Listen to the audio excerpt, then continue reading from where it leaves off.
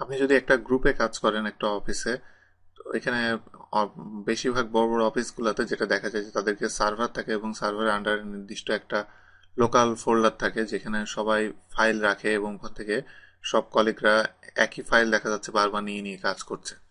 তো আপনি যখন একটা ফাইল তৈরি করবেন, এই ফাইলটা আপনি কিভাবে শেয়ারে দিবেন? শেয়ারে দিবেন বলতে আপনি যদি ফাইলটা শেয়ারে এখানে দেয়া বলতে যেটা বোঝানো হচ্ছে যে আপনি যখন ফাইলটা ওপেন করে আপনি কাজ করছেন, একই টাইমে সার্ভারে ঢুকে ওই একই ফাইল আপনার আরেক কলিগ ঢুকে সে কাজ করছে, মানে প্যারালালি আপনারা 4-5 জন আপনি একসাথে একটা ফাইলের ভিতরে কাজ করবেন। সেটা কিভাবে করবেন?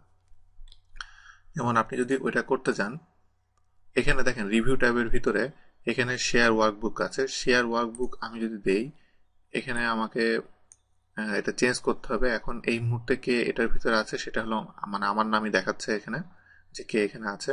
তো আমি যদি স্ট্যাটাস চেঞ্জ করে দিই, এখানে আপনি দেখেন যে allow changes by more than one user at the same time, যেটা একটু আগে ছিল না। এটা দিয়ে আমি যদি ওকে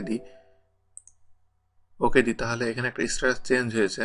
সেটা হলো যে উপরে দেখেন এটা শেয়ার্ড।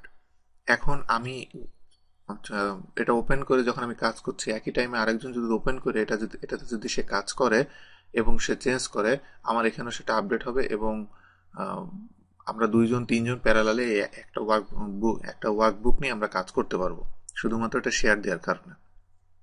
আর আপনি যদি এটা শেয়ারটা উঠিয়ে দিতে চান, এটা অনেক সিম্পল। শেয়ার ওয়ার্কবুকে যে এই অপশনটা আমাকে জাস্ট ডিসঅ্যালাউ করলে ওকে এবং ইয়েস দিলে এটা আবার আগের ফরম্যাটে চলে আসবে।